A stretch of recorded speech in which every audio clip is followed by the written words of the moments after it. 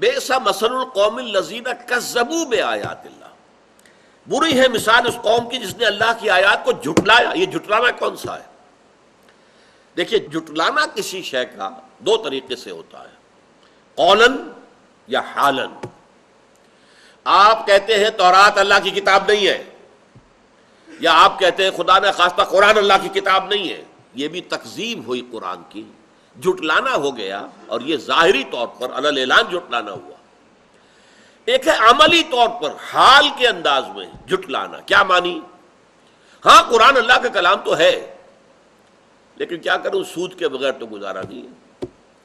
اب یہاں آپ نے قرآن کے ایک حکم کو جو کہ اس نے تشدد و مت کے ساتھ دیا ہے، اس کی نفی کر دی۔ یہ جھٹلانا ہے، آپ نے اپنے عمل سے جھٹلایا۔ قرآن یہ کہہ رہا ہے، آپ کچھ اور کر رہے ہیں۔ قرآن کہتا ہے ادھر جاؤ، آپ کسی اور طرف جا رہے ہیں۔ تو گویا کہ تکذیب ہے، یہ تکذیب حالی ہے، یہ تکذیب عملی ہے۔ حضور نے فرمایا صلی اللہ علیہ وسلم، ما آمن بالقرآن من استحل محارمہ، جس انسان نے قرآن کی حرام کردہ چیزوں کو اپنے لیے حلال ٹھہرا لیا، اس کا قرآن پر کوئی ایمان نہیں ہے۔ وہ جھوٹا ہے اگر کہتا کہ میرا ایمان ہے قرآن کے اوپر۔ تو یہ تکذیب ہے جو یہود نے کی تھی، ورنہ زبان سے تو انہوں نے کبھی نہیں کہا کہ تورات اللہ کی کتاب نہیں ہے۔ ان کا دعویٰ تو یہی رہا کہ ہم جو ہے اللہ کی کتاب تورات کو ماننے والے ہیں۔